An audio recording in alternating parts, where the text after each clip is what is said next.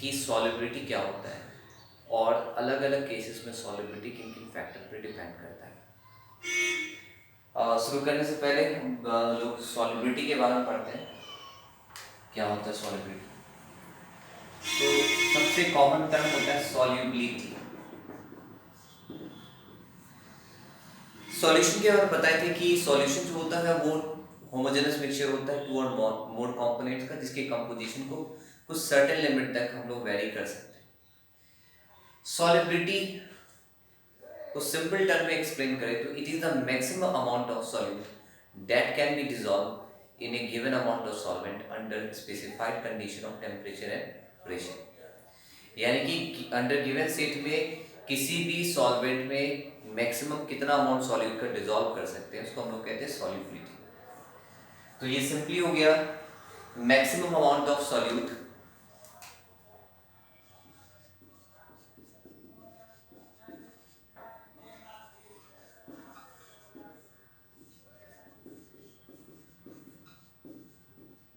dissolved in a given amount of solvent under specified condition। यहाँ पे condition को बताया नहीं हो, अंडर स्पेसिफाइड कंडीशन यूज करना, मतलब गिवन सेट ऑफ कंडीशन में कितना अमाउंट सॉल्यूट का डिसॉल्व कर सकते हैं वो कहलाता है सॉल्युबिलिटी। अब अलग अलग तरीके का सॉल्यूशन होता है। सॉलिड को लिक्विड सॉल्वेंट में ऐड करो या गैस को लिक्विड सॉल्वेंट में ऐड करो तो अलग अलग तरह का सॉल्यूशन ऑप्टेन होगा। आज हम लोग पढ़ेंगे solubility of solid in liquid.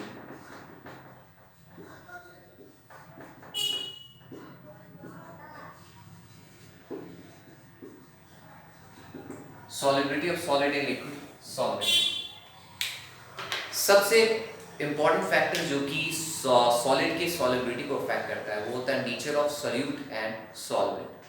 तो अगर हम कह दें कि सबसे इंपॉर्टेंट फैक्टर कौन सा है तो वो होता है nature of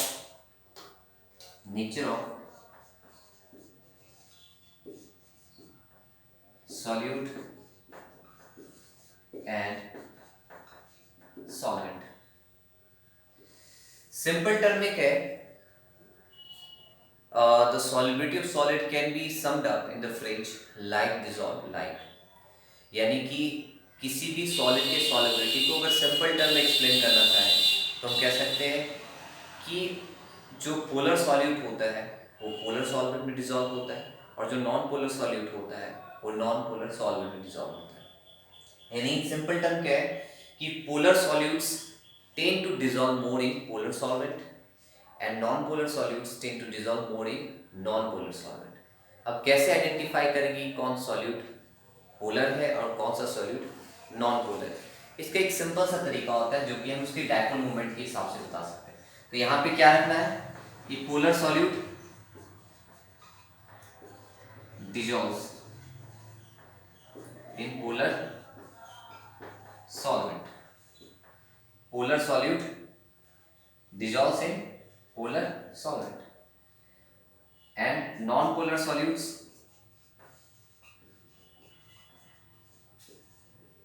dissolves in non-polar solvent।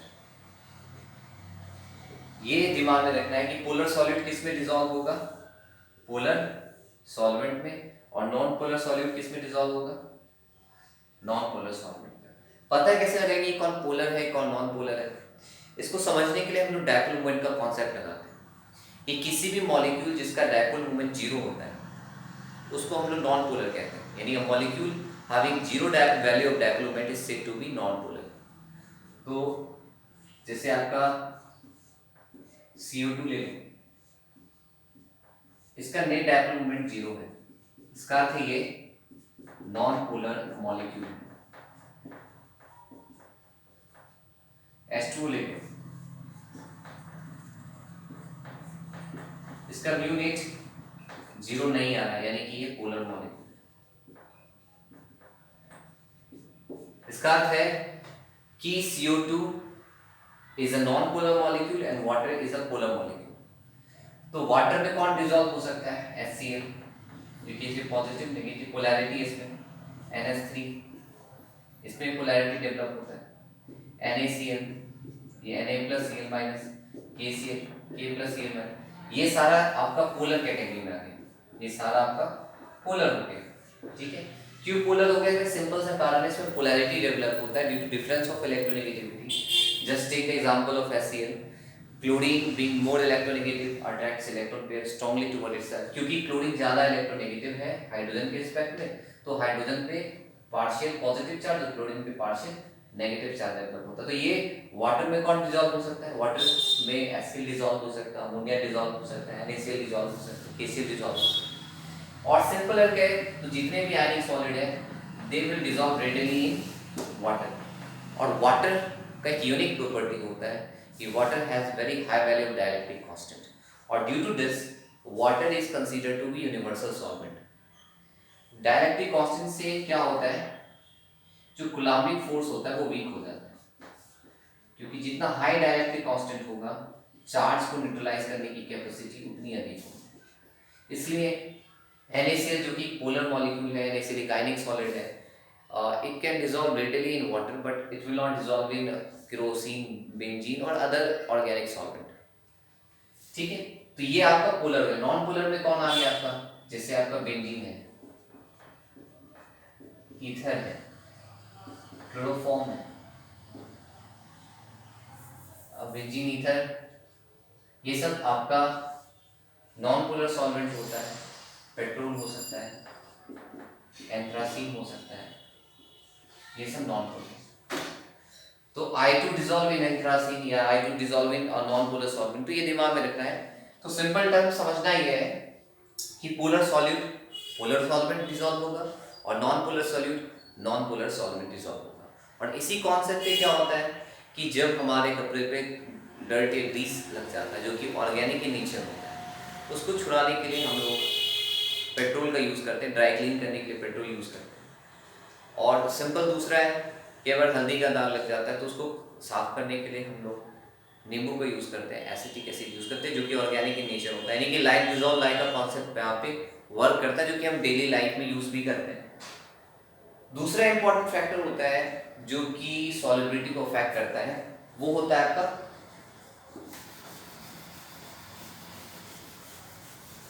Pressure.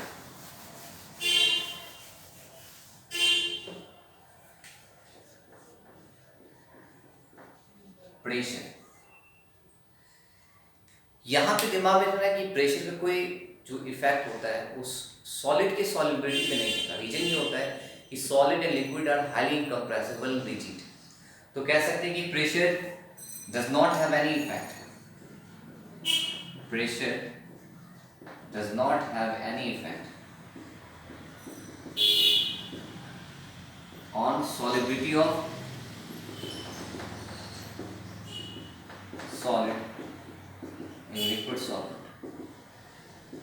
यानी प्रेशर बढ़ाए सॉलिबिलिटी रिमेन्स, यहां पे क्या solubility of solid remains unchanged. मतलब प्रेशर बढ़ाने पे सॉलिबिलिटी ऑफ सॉलिड क्या होता है? अनचेंज रहता है, यानी इसके सॉलिबिलिटी पे कोई असर नहीं पड़ता है। कारण अगर पूछे what could be the reason behind this, क्या हो सकता है कारण कि सॉलिड की सॉलिबिलिटी प्रेशर को इफेक्ट नहीं पड़ता है? तो हम लोग पढ़े हैं कि सॉलिड, लिक्विड और गैसेस तीनों स्टेट ऑफ मैटर में, all this three state of matter में सबसे कम कंप्रेसिबिलिटी सॉलिड की होती है, उसके बाद लिक्विड की कंप्रेसिबिलिटी सबसे कम होती है और गैस की कंप्रेसिबिलिटी सबसे ज़्यादा होती है। यानी क्योंकि सॉलिड और लिक्विड दोनों हाईली इनकम्प्रेसिबल एंड रिजिड होते हैं, therefore pressure does not produce any effect on the solubility of solid in liquid solvent। दूसरा इंपॉर्टेंट फैक्टर होता है टेम्परेचर। दूसरा इंपॉर्टेंट फैक्टर होता है टेम्परेचर।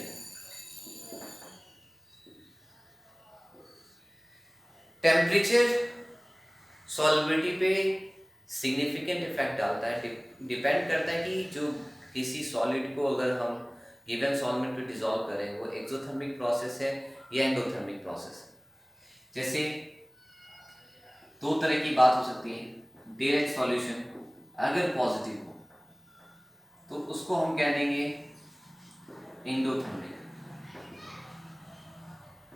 और अगर डे लाइट सॉल्यूशन नेगेटिव तो हो जाएगा एक्सोथर्मिक। अब दिमाग में रखना है कि सॉलिड है प्लस लिक्विड सॉल्वेंट है। डे लाइट अगर नेगेटिव है यानी हीट इवॉल्व हो रहा है तो एक्सोथर्मिक प्रोसेस होगा, अगर हीट एब्जॉर्ब हो रहा है तो एंडोथर्मिक। यहाँ पे दिमाग रखना है कि अगर हम Q लिख रहे हैं, मतलब इसका अर्थ है Q अगर आपका राइट साइड है, इसका अर्थ है एक्सोथर्मिक प्रोसेस से हीट रिलीज हो रहा है। इस केस में सॉलिबिलिटी जो होता है वो टेम्परेचर के इन्वर्सली होता है। Solubility inversely proportional to temperature, यानी टेम्परेचर बढ़ाएंगे तो सॉलिबिलिटी जो होगा वो घटेगा। इसको समझने के लिए हमको लीच-एटेली प्रिंसिपल को समझना होगा। लीच-एटेली प्रिंसिपल हम लोग इक्विलिब्रियम के कॉन्सेप्ट में यूज करते हैं। लीच-एटेली प्रिंसिपल स्टेट करता है कि when an equilibrium is subjected to stress like change in pressure, change in temperature, it would tend to shift in a direction where it can minimize the impact। यानी कि वो उस direction में shift होता है जहाँ पे किसी तरह के स्ट्रेस को वो मिनिमाइज करे। तो अगर हम टेम्परेचर बढ़ाएंगे हीट बढ़ेगा, हीट बढ़ेगा तो रिएक्शन रिवर्स डायरेक्शन में जाना चाहेगा, यानी कि एंडोथर्मिक साइड जाएगा। अगर फॉरवर्ड एक्सोथर्मिक है तो बैकवर्ड आपका एंडोथर्मिक। तो यहाँ पे क्या है, टेम्परेचर बढ़ा है हीट बढ़ा, ऑलरेडी हीट रिलीज हो रहा है, ऑलरेडी हीट रिलीज हो रहा है। तो टेम्परेचर बढ़ाने पे सॉलिबिलिटी डिक्रीज करेगा। सिंपल। दूसरा केस होता है अगर सॉलिड प्लस लिक्विड सॉल्वेंट में दूसरा केस हो जाए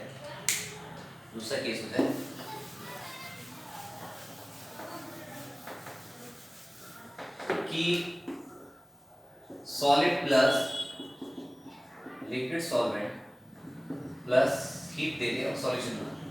यहाँ पे देखिए ये एंडोथर्मिक है क्योंकि फॉरवर्ड में जाने के लिए हीट देना पड़ेगा, तो इस केस में सॉलिबिलिटी जो होगा वो डायरेक्टली प्रोपोर्शनल टू टेम्परेचर होगा। तुमको दिमाग में रखना है कि किन कंडीशंस में टेम्परेचर बढ़ाने पे सॉलिबिलिटी बढ़ेगा और किन कंडीशन में सॉलिबिलिटी डिक्रीज करता है। अगर डिसोल्यूशन प्रोसेस exothermic है, solubility will decrease on increasing temperature. On the other hand, if the dissolution process is endothermic, solubility will increase on increasing temperature. तो दो तरह की solubility का प्रोसेस है, एक exothermic और एक endothermic। इन सबको ध्यान से समझना है। नेक्स्ट क्लास में आप लोग को लैटिस एंथैल्पी और हाइड्रेशन एंथैल्पी के बारे में बताएंगे। आज के लिए बस इतना है।